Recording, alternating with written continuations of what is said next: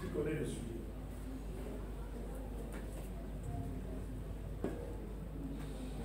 Le loin derrière là, vous ne connaissez pas le sujet. Je commence à mettre loin derrière là. Ma fille, c'est quoi le sujet? Est-ce que parle de l'inclinaison des cœurs ou des penchants des cœurs? Inclinez nos cœurs vers Dieu. Répétez avec moi. Inclinons nos cœurs vers Dieu. Je peux vous dire une chose. Il n'y a rien que Dieu recherche en l'homme. Plus que le cœur. Où est ton cœur? Rien. Et il n'y a rien qui soit plus mauvais en l'homme que le cœur. Et quand tu viens à Dieu, tu veux devenir meilleur, tu veux devenir une autre personne, une personne nouvelle. Ce n'est pas ton cœur. Si vous voyez les gens tuer les autres, ça vient du cœur. Vous voyez tout le mal qui se crée sur la terre, c'est à cause du cœur de l'homme. Le diable va entrer dans ton cœur. Va arrêter. Va enlever la forme de l'homme là. Va voler. Et lorsque tu vois, tu fais toutes ces choses. Quand tu es attrapé, personne ne va t'aider. Bien-aimé, je vais vous dire, que tu le saches ou pas, Dieu a le regard porté vers ces milieux. Amen. Il nous attend. Il y a quelque chose que Dieu veut faire, mais il nous attend. Je vais rendre grâce à Dieu pour son serviteur, la chemin que Dieu a disposé pour venir nous élargir ce sujet très important et capital. Vous allez dans les assemblées, tu vas devenir riche, hein? Riche, le cœur dans l'enfer. Riche, le cœur sans Dieu. La finalité de l'enfer. Alléluia. Avec les acclamations au Seigneur.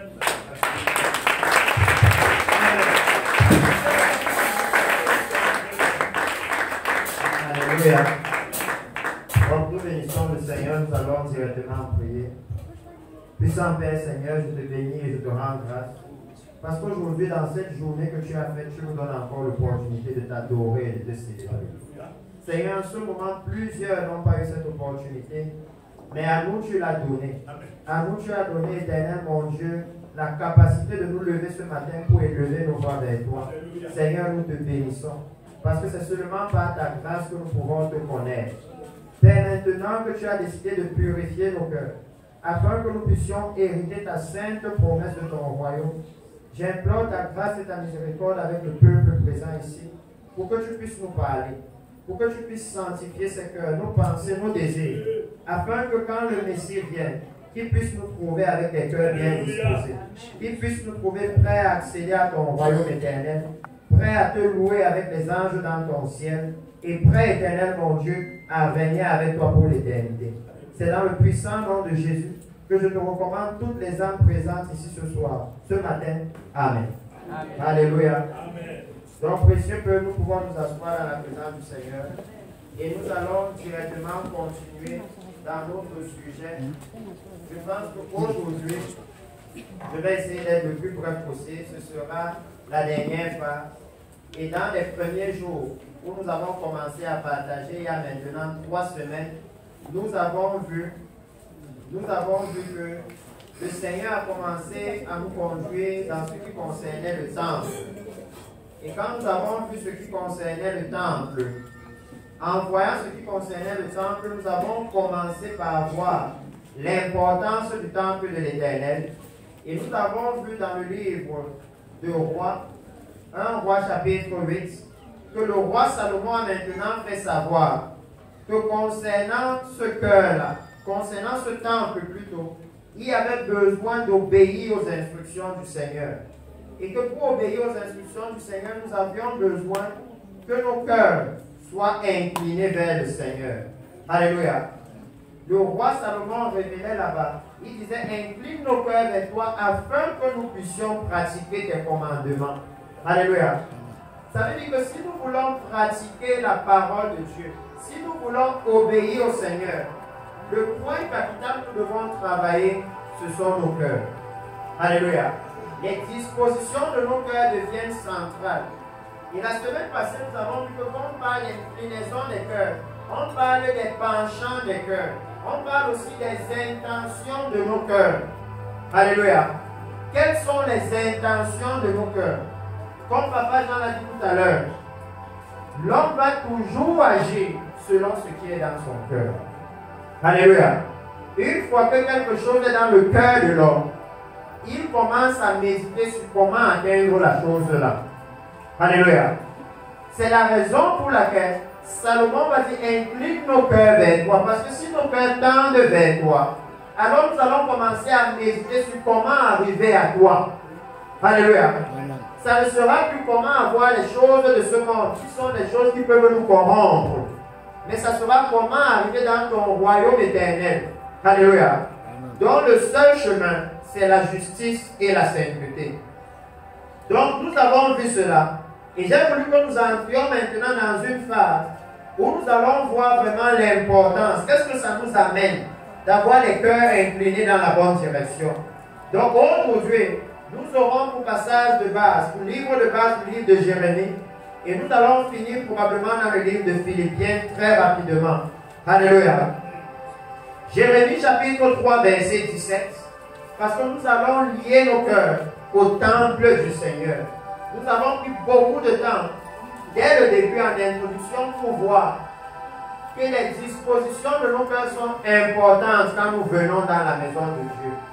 La considération que nous avons pour cette maison est ce qui nous amène à bien disposer nos cœurs quand nous réalisons celui que nous allons voir.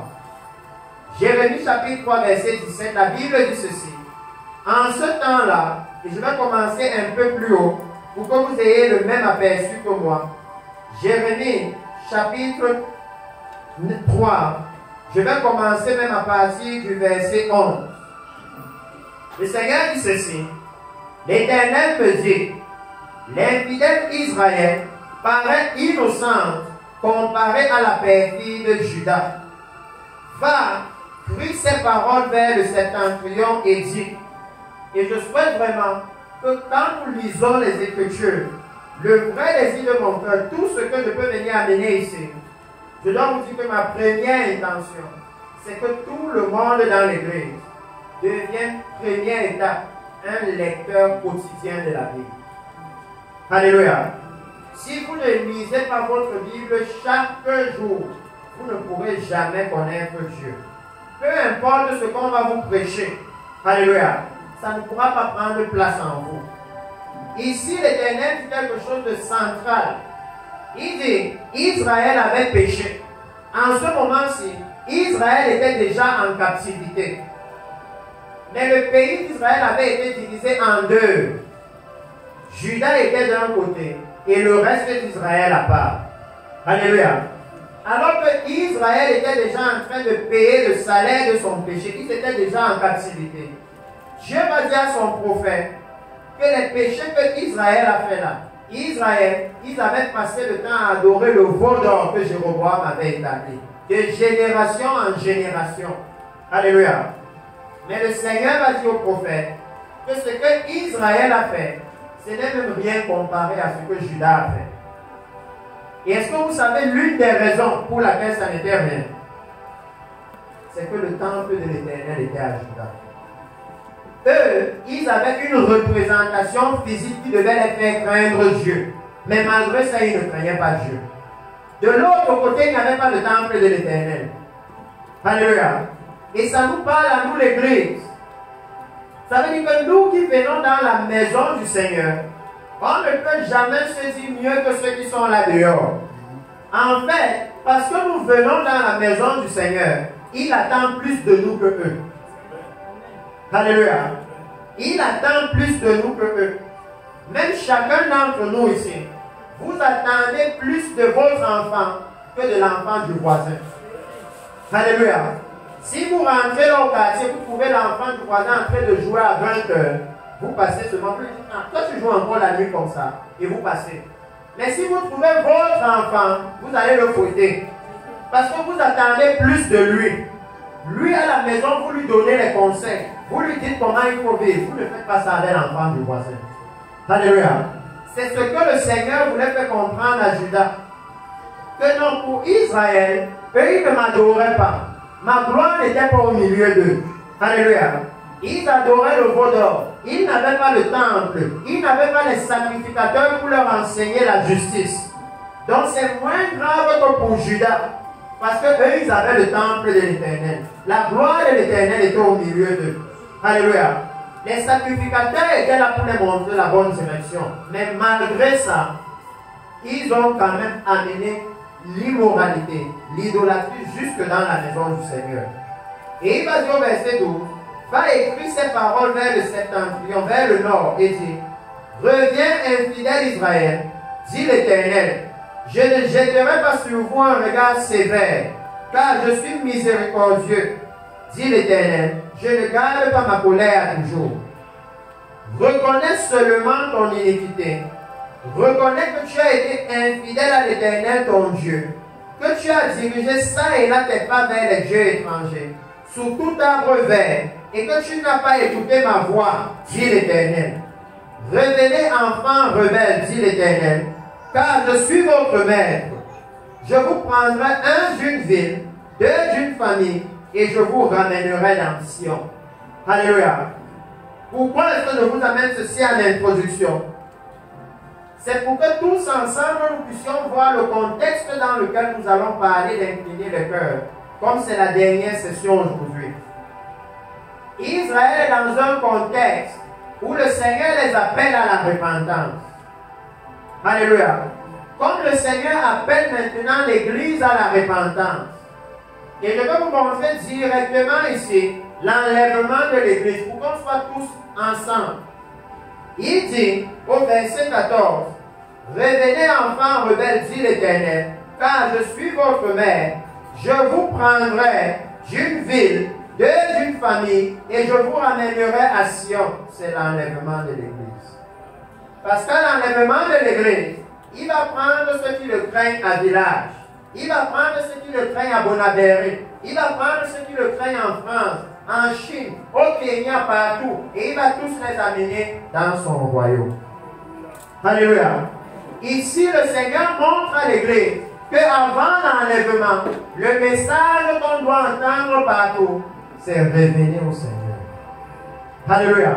Qu'au moment où il veut les rassembler, au moment où il veut les unir, c'est pourquoi je dis toujours à l'Église que même l'unité de l'Église, le cœur de l'unité de l'Église, c'est la repentance. Alléluia. Quand les gens ont les cœurs repentants, ils ne se divisent pas. Parce que chacun est capable de reconnaître sa faute et de demander pardon à l'autre. Et quand les gens vivent comme ça, il n'y a pas de séparation. Ce n'est pas possible. C'est le moment où le péché entre dans les cœurs que la division commence. Le moment où l'orgueil prend le dessus, que la division commence. Alléluia. Le Seigneur nous met donc dans le contexte parce que nous aussi, nous sommes en train d'attendre l'enlèvement de l'Église. Et au moment où nous attendons l'enlèvement, le Seigneur nous envoie le message de la repentance. Nos soeurs ici étaient dans les marchés cette semaine, annonçant la repentance. Alléluia. Et je vais vraiment bénir grandement toutes celles qui ont pris part à cela. Parce que c'est quelque chose de puissant maintenant, d'être en train de faire exactement ce que la Bible dit qu'il faut faire. Ça, c'est seulement le Saint-Esprit qui peut nous conduire à faire ça. C'est ça qu'on appelle obéir à la parole de Dieu. C'est que la Bible dit nous devons annoncer la repentance. Et quand on regarde ce qu'on fait, c'est exactement ça qu'on est en train de faire. Alléluia. Et vous voyez ici, le Seigneur va maintenant leur dire, tout ça c'est pour qu'on soit bien dans le contexte, parce qu'après on va aller très vite en lisant certaines écritures. Il va leur dire que, basé sur la repentance, basé sur le fait qu'il est en train de dire, revenez à moi, revenez à moi. Alléluia. Il dit maintenant au verset 15, je vous donnerai des bergers selon mon cœur, et ils vous paîtront avec intelligence et sagesse. Le Seigneur dit que quand le peuple décide de se repentir, maintenant, il peut trouver parmi eux des personnes qui vont appeler à son service. Des personnes qui vont prendre à son service. Alléluia. C'est pourquoi la repentance est capitale. Il commence par leur dire, repentez-vous, revenez. Et il leur dit maintenant que quand vous allez le faire, je vais maintenant vous susciter les bons bergers. Alléluia. je vais prendre parmi vous des personnes que je vais établir pour diriger le peuple, pour conduire le peuple dans mon royaume. Et il dit, lorsque vous aurez multiplié et fructifié dans le pays, en ce jour-là, dit l'Éternel, on ne parlera plus de l'arche de l'alliance de l'Éternel. Elle ne viendra plus à la pensée. On ne se rappellera plus. On ne s'en apercevra plus. Ou on ne s'apercevra plus de son absence. Et l'on ne fera point une autre. Alléluia. Ça veut dire que si vous mettez ça avec le temps dans lequel nous vivons, Dieu parle de cette dispensation-ci. Parce que dans cette dispensation-ci, nous n'avons pas l'arche de l'alliance comme Israël. Alléluia. Nous n'avons pas besoin de ça actuellement. Mais il dit ceci. En ce temps-là, on appellera Jérusalem le trône de l'Éternel. Toutes les nations s'assembleront à Jérusalem au nom de l'Éternel. Elles ne suivront plus les penchants de leur cœur. Alléluia. Pourquoi j'ai voulu amener ça comme ça? C'est afin que nous sachions encore que le rôle du trône de l'Éternel, et le trône de l'Éternel, c'est là où il y a la maison de Dieu, là où il amène sa présence. Alléluia. Jérusalem était le trône de l'Éternel, parce que là-bas il y avait le temple de l'Éternel. Le tabernacle, l'arche de l'alliance dont le Seigneur parle. Si vous lisez les livres de Moïse, c'était littéralement là où Dieu s'asseyait. Quand la nuée de Dieu venait dans le tabernacle, elle se posait sur l'arche de l'alliance. Alléluia. C'est pour ça qu'il dit que maintenant vous n'aurez plus besoin de l'arche là. Parce que quand l'église se réunit, l'Esprit de Dieu est censé venir se poser là où il est. Alléluia. Et il a dit maintenant qu'à partir de ce moment-là, à partir du moment où le temple de l'Éternel est le trône de Dieu, où là où on invoque le nom de l'Éternel, c'est le trône de Dieu, ils ne peuvent plus suivre les penchants de leur cœur. Ça veut dire que si nous venons dans la maison du Seigneur, dans le lieu où nous savons que c'est le trône de Dieu, le but pour lequel le Seigneur établit ce lieu, c'est de changer les penchants du cœur de son peuple. C'est que d'ici, de cette maison de l'Éternel, tous les cœurs de tous les hommes à village soient influencés, de façon à ce qu'ils puissent revenir de leur mauvaise voie. Alléluia. Rien que bâtir la maison de l'Éternel, c'était un signe de miséricorde de Dieu. Nous avons vu ça dès le premier jour. Dieu disposait pour son peuple, et même pour les étrangers, un lieu où il pouvait pardonner leurs péchés, effacer leurs transgressions et leur montrer sa miséricorde. Alléluia. Et il élève ici que c'était ça le but. Que le but pour nous de venir ici, c'est que nous ne puissions plus suivre les penchants mauvais de nos cœurs. Alléluia. Que nous puissions être transformés dans nos cœurs. Parce que la Bible dit que si nous sommes transformés dans les cœurs, comme Papa Jean dit ici, il a cité littéralement un passage des Écritures. C'est du cœur que viennent les mauvaises choses. Tout ce qui est à l'extérieur, c'est le cœur. Si vous voyez le mensonge à l'intérieur, ça a commencé dans le cœur. Si vous voyez la tromperie, l'immoralité, tout ça commence dans le cœur. Qu'est-ce qu'on médite dans notre cœur? Qu'est-ce qu'on planifie dans notre cœur? À qui est-ce qu'on veut ressembler dans notre cœur? Une fois que tu as quelqu'un à qui tu veux ressembler dans ton cœur, tout ton être va commencer à travailler pour que ça arrive. C'est comme ça. Alléluia. C'est comme ça. Le cœur est capital. Et surtout ce vers quoi notre cœur tend.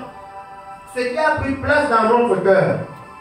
Et dans le livre de Jérémie chapitre 7, verset 24, que j'ai introduit la dernière fois, le Seigneur va leur parler et il va leur dire ceci. Et ce que nous venons de lire, c'est essentiellement pour que nous ne sortions pas de l'église sans voir une transformation de nos cœurs. Alléluia. Précieux peuple, ce serait tragique.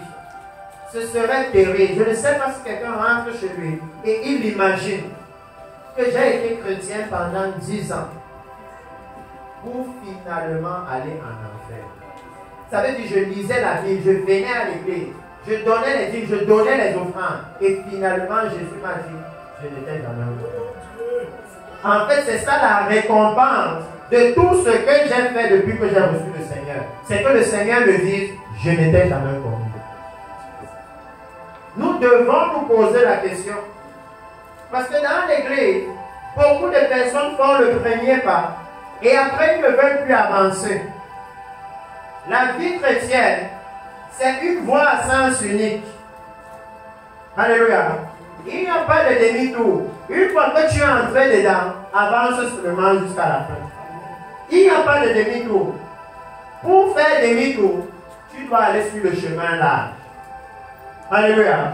C'est une voie à sens unique. Quand tu prends cette voie-là, toutes les flèches que tu vas voir, c'est seulement avancer, avancer, avancer. Il n'y a aucune flèche qui va te dire ici, demi-tour. Ça n'existe pas.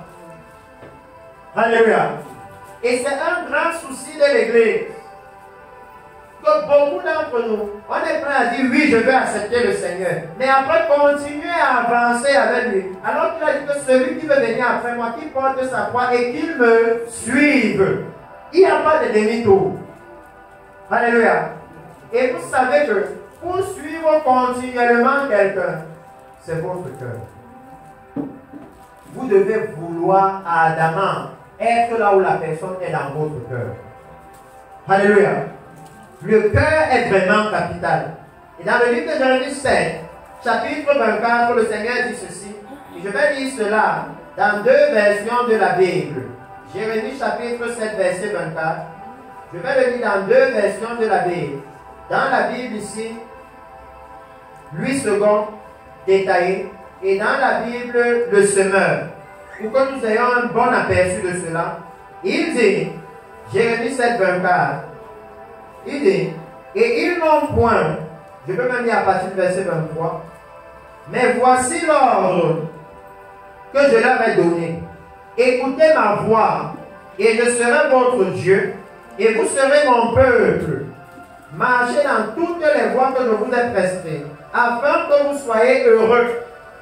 Dieu dit que pour qu'il nous considère comme son peuple, il y a une condition. La condition, c'est que nous écoutions sa voix et que nous marchions selon ses instructions. Alléluia. Ça veut dire qu'il y a la possibilité de perdre le statut de peuple de Dieu. Alléluia. Il y a la possibilité. Nous devons être au courant de ça. Parce que beaucoup de personnes sont à l'église tous les dimanches. Mais laissez-moi vous dire en vérité, ils ne sont pas le peuple de Dieu.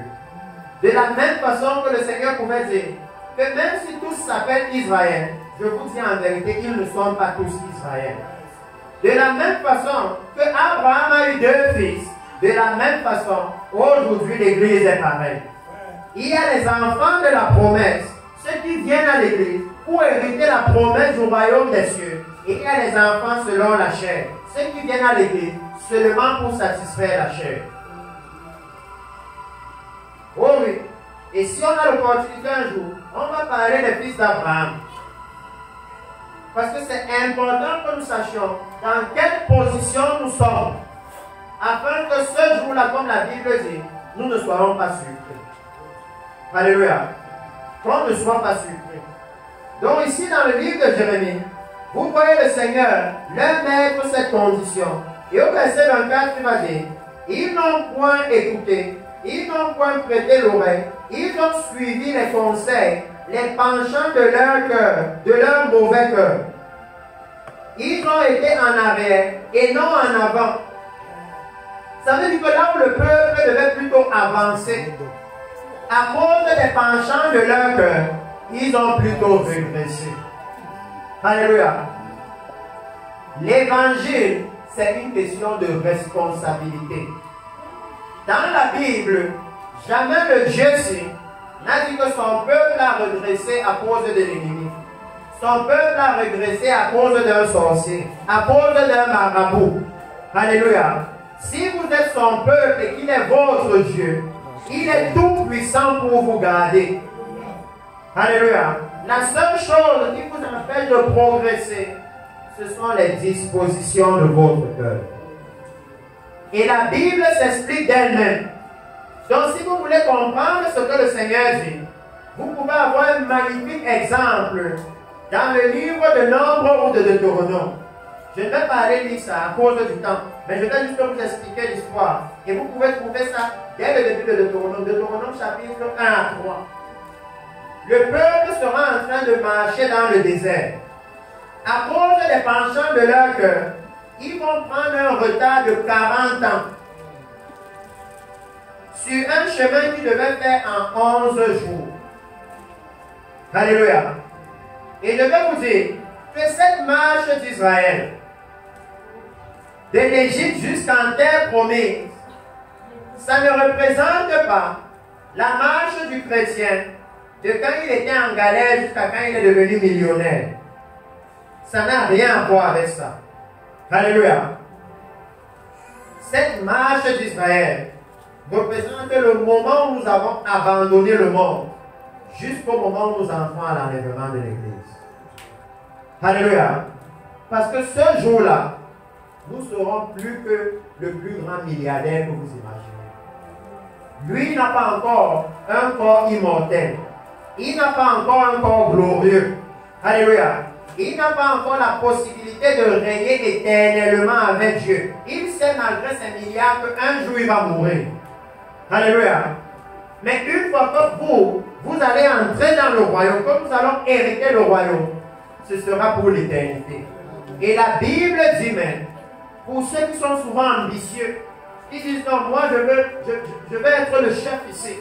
La Bible dit que pour ceux qui vont entrer à l'enlèvement, vous allez revenir avec le Seigneur et vous allez régner avec lui sur la terre pendant 1000 ans.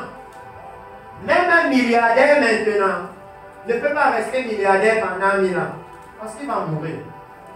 Alléluia. Votre à 100 ans, il sera déjà mort. Mais il dit que pour vous, le règne que vous aurez, ça va rassasier tout le temps où vous n'avez pas régné avant, dépasser même. Alléluia. Donc je pense que c'est nécessaire pour nous, l'Église, maintenant d'organiser nos projets en fonction de notre futur règne avec Jésus. Comme un politicien maintenant, il mène sa vie et il fait les choses parce qu'il se dit que non, dans 2 ans, il y a les élections et il faut que je me présente. Alléluia. Si je viens me présenter aux élections et que tout le pays me connaît déjà comme un bandit, qui va me voter? Donc il commence à se comporter d'une certaine façon. Il commence à avoir une certaine image, n'est-ce pas? Pour qu'on le respecte, pour gagner la confiance des gens. Il dit que nous aussi, dans quelque temps, nous allons régner avec Christ sur cette terre. Donc, basé sur ça, nous devons commencer à ajuster notre comportement. Alléluia. Afin que le Seigneur puisse avoir confiance en nous et nous confier cette ville-là plus tard. Alléluia. Nous devons le faire. Et il met l'accent ici sur le fait que c'est l'inclinaison des cœurs, les dispositions de nos cœurs. Israël, ils sont arrivés jusqu'à la frontière de la terre promise. Alléluia. Dans le livre de Deutéronome chapitre 1 à 3, vous allez pouvoir voir ça. Et arrivés à la frontière de la terre promise, ils sont entrés même en terre promise. 12 espions. Ils ont pris une grappe de raisin que 2 personnes devaient porter. Vous imaginez la grappe de raisin là. Même un régime de plantain n'est pas bon comme ça. 2 personnes doivent porter ça. Alléluia. Ça veut dire que le territoire là où Dieu les amenait, c'était bon, c'était bien. Il dit que c'est la même chose pour l'église. Si nous sommes venus ici, et j'ai montré à l'église les guérisons, ces choses-là, c'est Dieu qui veut montrer à l'église que le royaume là où je vous amène, c'est fertile. Si je vous dis que là-bas il n'y a plus de maladie, plus de douleur, plus de deuil, c'est vrai. Alléluia. Mais regardez ce que Israël a fait. Alors qu'ils avaient goûté la puissance du royaume des cieux, ils avaient goûté les bienfaits de la terre promise, ils sont revenus et ils ont dit, nommons-nous un chef et retournons en Égypte. À cause des penchants de leur cœur, nommons-nous un chef et retournons en Égypte. Ils ont plutôt fait demi-tour. C'est pour ça que Dieu dit que vous êtes plutôt allés en arrière au lieu d'aller en avant. Et dans l'église, ça arrive beaucoup. Parce que le progrès que Dieu nous demande, c'est de progresser dans la sainteté, c'est de progresser dans la justice, c'est de progresser dans la droiture. Plus vous vous sanctifiez, plus vous vous rapprochez de Dieu, plus vous vous sanctifiez, plus vous devenez à l'image de Dieu, plus vous vous sanctifiez, plus vous devenez semblable à Dieu. Alléluia.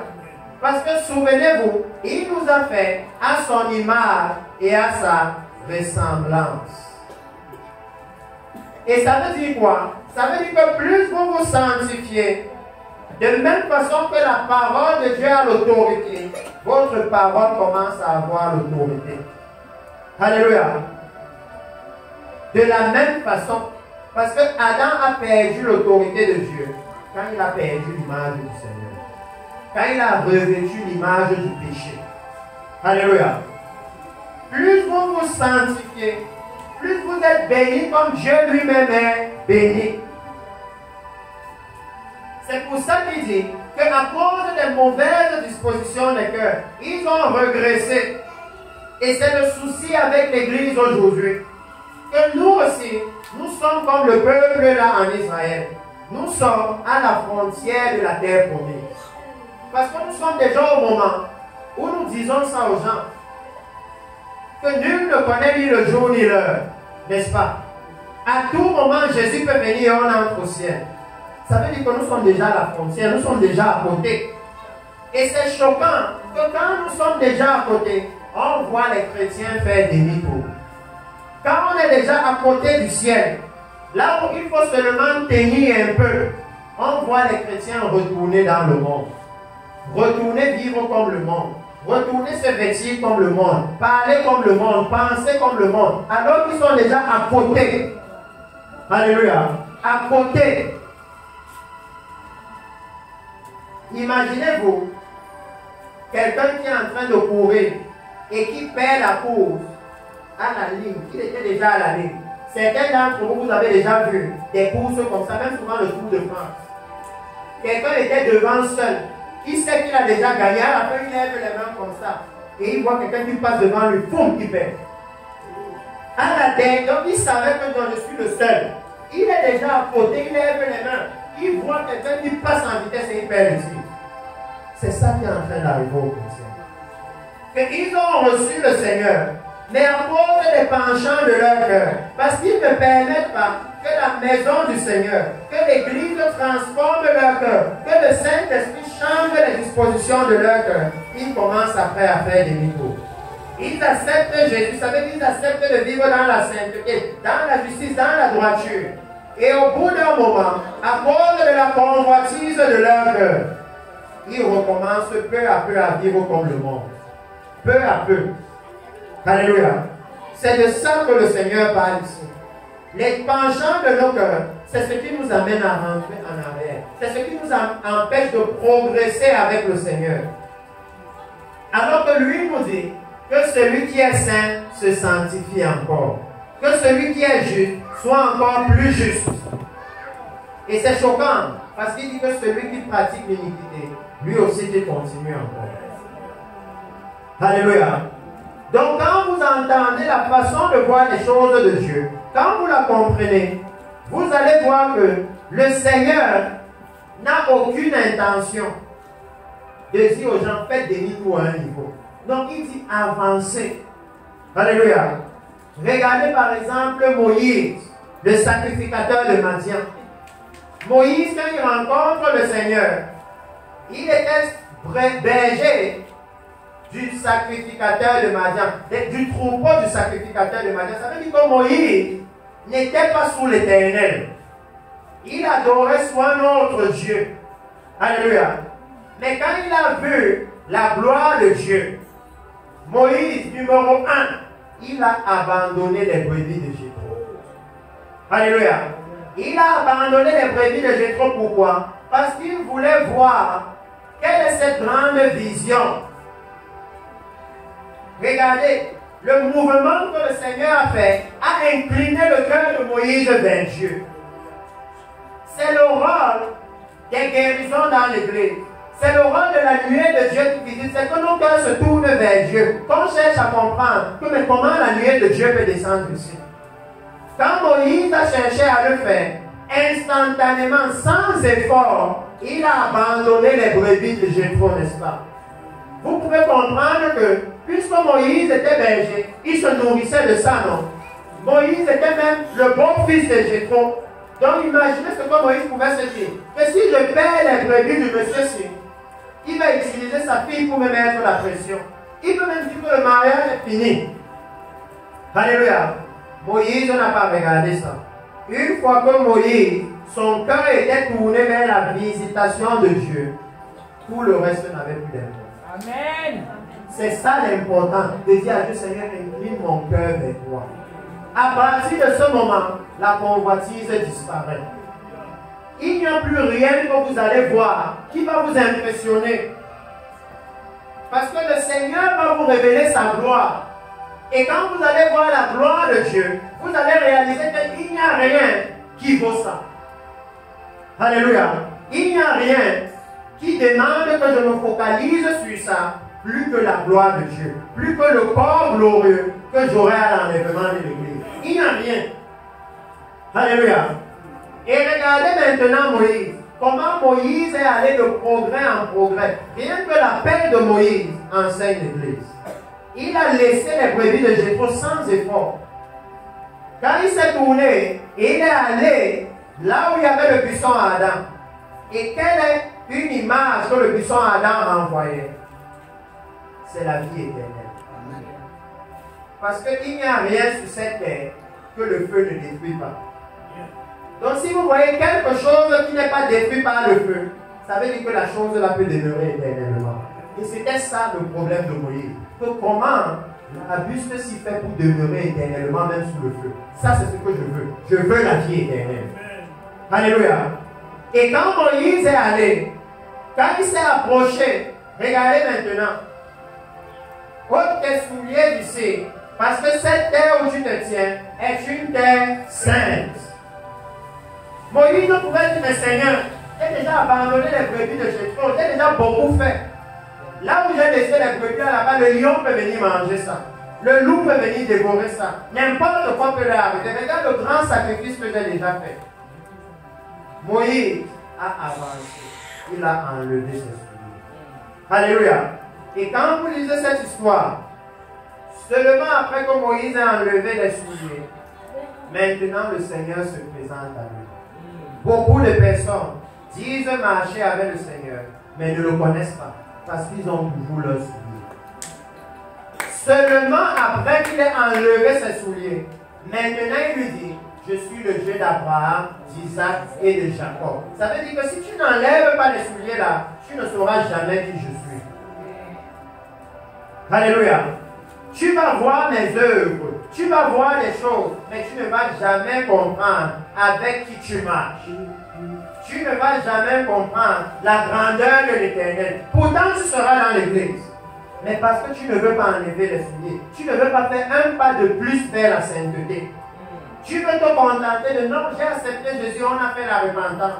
Si on te dit non, mon frère, enlève le mensonge de ta vie, enlève la convoitise de ta vie. Tu dis, oh non, parce que là, il dérange trop. Il dit, à cause de ça, de ce soulier-là que tu veux garder, jamais le Seigneur ne va engager la conversation. Alléluia. Et comme j'ai dit, nous allons aller rapidement, il me reste quelques minutes, d'après le timing qui m'a été donné. Nous allons lire rapidement Jérémie chapitre 9. Jérémie chapitre 9.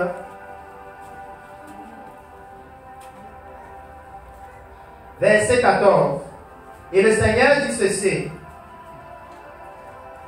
Parce qu'ils ont suivi les penchants de leur cœur et qui sont allés après les Baals, comme leur père le leur ont appris. C'est pourquoi ainsi parle l'Éternel des armées. Je vais nourrir ce peuple d'absinthe. Voilà la conséquence. Alléluia.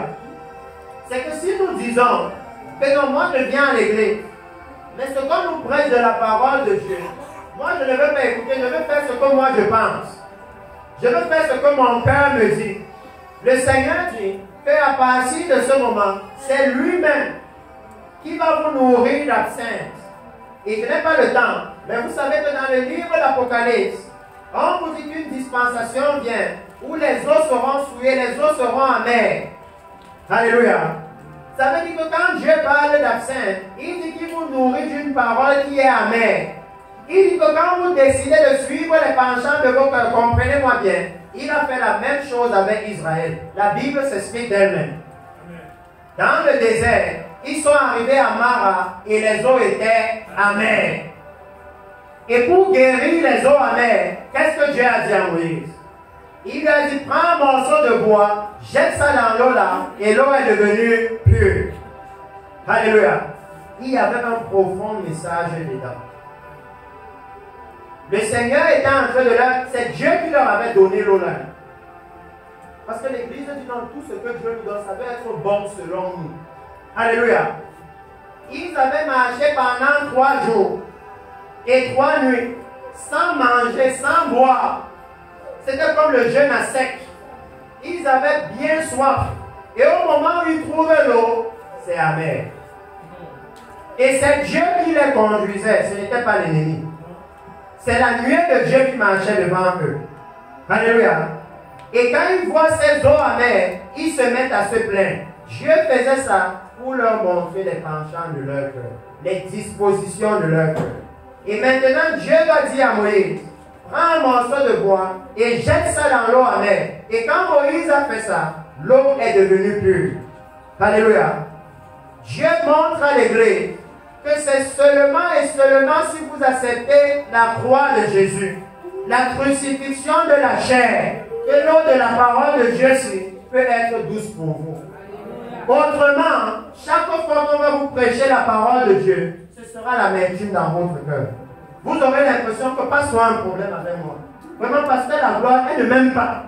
Chaque fois qu'elle passe, c'est comme si c'est moi qu'elle regarde. Chaque fois que papa Jean passe, c'est comme s'il veut me chasser de l'église. Non. Le problème, c'est que notre cœur n'a pas encore été crucifié. Le problème, c'est que notre cœur penche encore beaucoup vers le monde. Alléluia. Alors, mon frère, peut me donner 15 minutes. Je peux déborder de 15 minutes. Alléluia. C'est que notre cœur penche encore beaucoup vers le monde. C'est à cause de ça qu'il dit que non, je vais leur donner l'absinthe. L'eau qu'ils vont boire sera amère. Alléluia.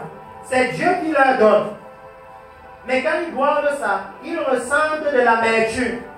Ils ne ressentent pas que c'est bon à cause des penchants de leur cœur. Est-ce que vous vous imaginez? Je ne sais pas si quelqu'un a déjà eu cette expérience ici. Quand vous buvez l'eau potable, c'est bien, n'est-ce pas? Imaginez-vous quelqu'un qui vous donne une bouteille de Sprite. Votre tête sait déjà que je vais boire le Sprite, n'est-ce pas? Et quand vous ouvrez ça, vous goûtez, c'est l'eau. Est-ce que l'eau là semble bien? Parce que votre tête disait déjà que c'est le Sprite. C'est la même chose que Dieu dit. Que c'est la même parole là que je vais leur donner. Mais pour eux, il sera maintenant de l'absinthe. Parce que dans leur cœur, ils ont déjà d'autres dispositions. Ils s'attendent déjà à goûter le monde. Ils croient déjà qu'en venant à Jésus, que dans l'église, ce sera comme dans le monde. Ils ne comprennent pas qu'ils sont en train d'aller dans le royaume de Dieu. Et que le royaume de Dieu est saint, c'est pur, c'est vrai. Il n'y a pas de mensonge là-bas. C'est pour ça qu'ils sont mal à l'aise quand la parole vient. Ce n'est pas la parole qui est mauvaise, c'est les dispositions de leur cœur qui ont un problème. S'ils viennent en voulant être saints, alors ils vont trouver la parole douce. Alléluia. Parce qu'ils vont dire, ça c'est une parole qui me sanctifie. Ça c'est une parole qui me purifie. Mais parce qu'ils viennent en voulant les choses du monde, alors ils trouvent la parole dure. Que non, c'est comme si on a un problème avec nous. Alléluia. Pourtant, tout ce que le Seigneur voulait faire avec Israël, c'était les purifier. C'était les rendre prêts, dignes à entrer en terre promise. Mais eux, ils ne comprenaient pas. Parce que quand vous allez regarder leur marche dans le désert, constamment, ils voulaient rentrer en Égypte. Ils voulaient manger la viande comme en Égypte. Le concombre comme en Égypte. Il n'y a pas un fruit qui peut vous faire penser à Israël comme le concombre. Les oignons comme en Égypte. À cause du manger et du boire, ils refusaient d'aller en terre promise. Et c'est la même chose dans l'église aujourd'hui. À cause de l'évangile du vent, les chrétiens ne veulent pas aller dans la vie éternelle. à cause des plaisirs charnels de ce monde, qui sont passagers. Alléluia. Et vous voyez ici, comme je dis, j'avance rapidement, il me reste 10 minutes sur les 15 minutes que j'ai négociées. Il dit qu'à cause de cela, lui va les nourrir d'absinthe. Il va leur donner une eau amère à cause de ce qu'ils ont appris, à cause des dispositions de leur cœur. Il dit, je vais nourrir ce peuple d'absinthe et je lui ferai boire des eaux empoisonnées. Je les disperserai parmi les nations que n'ont connu ni eux, ni leur père, et j'enverrai derrière eux l'épée jusqu'à ce que je les ai exterminés. Quand vous voyez la division dans l'église, c'est ce que je vous disais tout à l'heure, c'est les dispositions des peuples. Il n'y a aucun moyen que nous tous, si on veut aller au ciel, et qu'on commence à se diviser. On est plutôt censé s'entraider. Vous voyez les migrants dans les bateaux, ils s'entraident. Parce que quand vous êtes dans la petite pirogue là, notre salut dépend de l'équilibre de la pirogue là. Donc si un tombe déjà à l'eau, la pirogue est déséquilibrée, nous tous on peut mourir. Alléluia.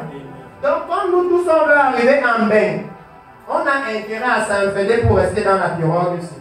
Parce que si un tombe déjà et que la pirogue tourne comme ça, ils sont en haute mer, une vague et c'est fini, tout le monde meurt.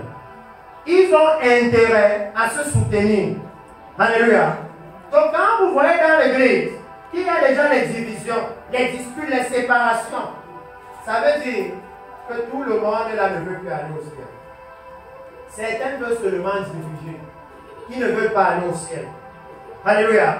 Certains veulent seulement faire ce qu'ils veulent. Ils ne veulent pas aller au ciel. Parce que si l'objectif est le même pour tout le monde, il n'y a pas de raison qu'on se dispute.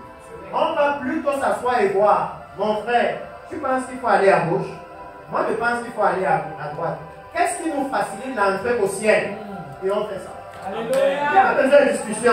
Qu'est-ce qui nous facilite l'entrée au ciel? C'est ça qu'on fait. Alléluia. Même les femmes ici, quand elles préparent une fête, elles disent on va préparer le dolet. Comment on fait pour que ce soit moins cher? Une fois dit, moi je connais au marché, on va à 500. L'autre dit, non, moi là où je connais, là, on va à 400. On dit, ok, alors prenons chez toi. Alléluia. Parce qu'on a un objectif commun. C'est pour ça que vous allez voir le Seigneur dire que quand les dispositions de cœur sont mauvaises, il est nourri d'absinthe. Ils ne comprennent plus la parole devient amère. Et la suite de ça, c'est la division. C'est ça qu'il dit ici. Que maintenant je vais les éparpiller, je vais les disperser. Alléluia. À cause des dispositions de leur cœur. Donc nous allons finir. Et nous allons aller, parce que je voulais que vous puissiez voir les conséquences des dispositions de cœur. Alléluia. Les conséquences dans l'église. Les conséquences pour le peuple de Dieu. Que les mauvaises dispositions de nos cœurs, quand il dit qu'il va nous disperser. Tout à l'heure, au début, nous avons lu que quand on se repent, il nous rassemble et il nous amène à Sion. Or maintenant, il dit que non. S'ils suivent les dispositions de leur cœur, je les éparpille, je les éloigne de moi. Alléluia. Les mauvaises dispositions de cœur nous éloignent de Dieu. Ça nous éloigne de la présence de Dieu. Peu importe que vous soyez dans l'église, votre cœur sera éloigné de lui. Alléluia. Finissons avec le livre de Philippiens. Philippiens chapitre 4. Je devais lire un autre verset avant, mais à cause du temps, je vais directement avancer ici. Philippiens chapitre 4, verset 8. Parce que l'enseignement, le message ne serait pas complet si maintenant on ne voyait pas comment alors on incline nos cœurs vers Dieu. Parce qu'on ne le voit pas, non. On peut voir sa manifestation, mais lui-même on ne le voit pas. Alléluia. Qu'est-ce que nos cœurs doivent alors rechercher? Qui nous montre qu'on est en train de tendre vers Dieu. Alléluia.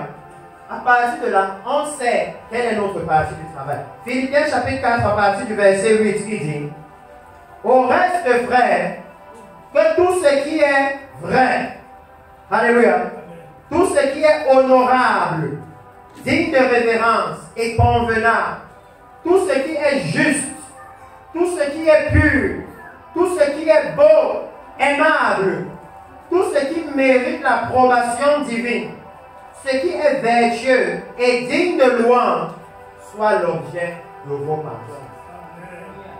Alléluia. Il dit que si on a le cœur incliné vers Dieu, notre cœur désire la justice. Notre cœur désire la pureté. Notre cœur désire la vérité. Quand on est dans une situation, l'important, ce n'est pas que je veux montrer que j'ai raison. L'important, c'est que la vérité soit faite. Si c'est moi qui ai tort, je me repens. Le problème, ce n'est pas que j'ai raison. Parce que je peux avoir raison, mais finir en enfer. Mais si la vérité est établie, la vérité va nous amener dans le royaume des cieux. Si la vérité est établie, la vérité va nous affranchir du péché.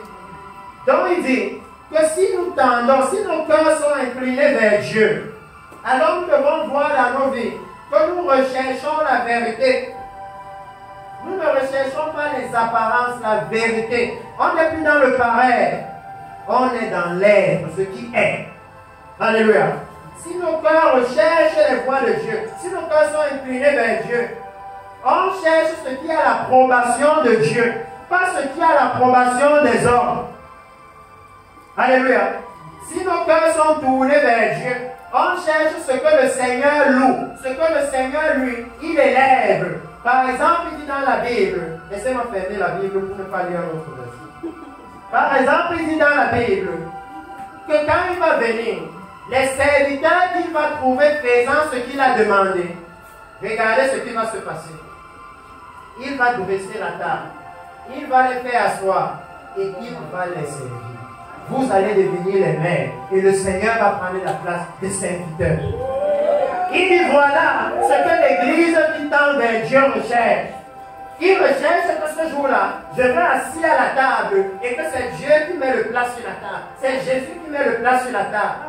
C'est lui qui me sert. Il a promis que ce jour viendra. Est-ce que le cœur de l'Église tend vers ce jour-là? Alléluia. Est-ce que nos cœurs tendent vers ce jour? Monsieur peu, je suis à la fin de ce message et je vais vous demander de nous lever. De nous lever et de parler au Seigneur.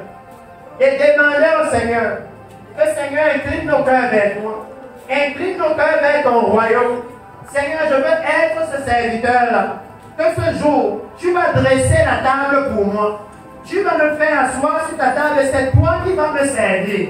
Tu promets qu'il y a un jour où tu vas servir ceux qui t'auront servi. Seigneur, incline mon cœur vers toi. Pour que je puisse pratiquer tes ordonnances, Seigneur. Et que ce jour-là, j'hérite ta promesse.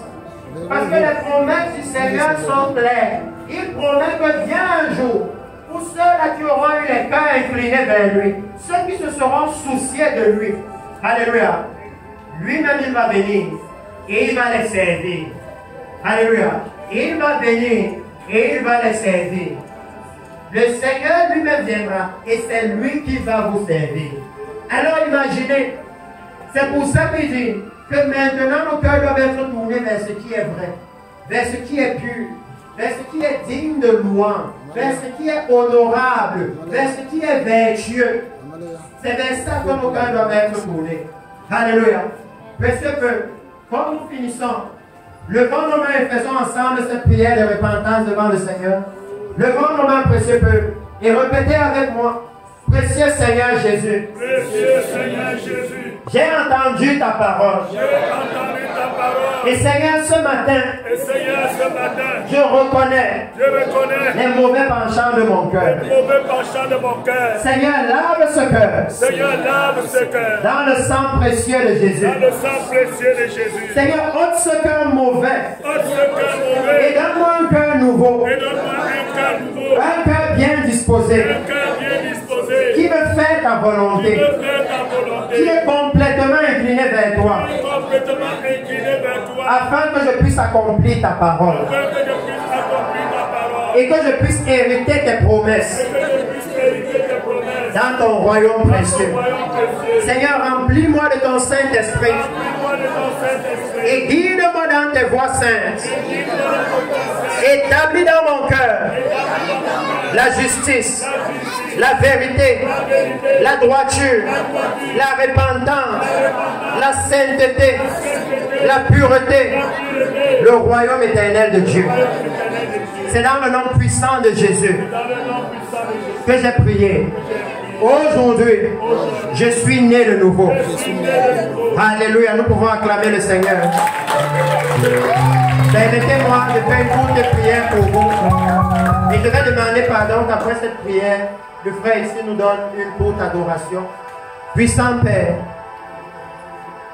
Seigneur, devant toi de tout mon cœur, tu sais que je viens en ce lieu parce que j'ai l'espoir d'un grand réveil depuis ce lieu.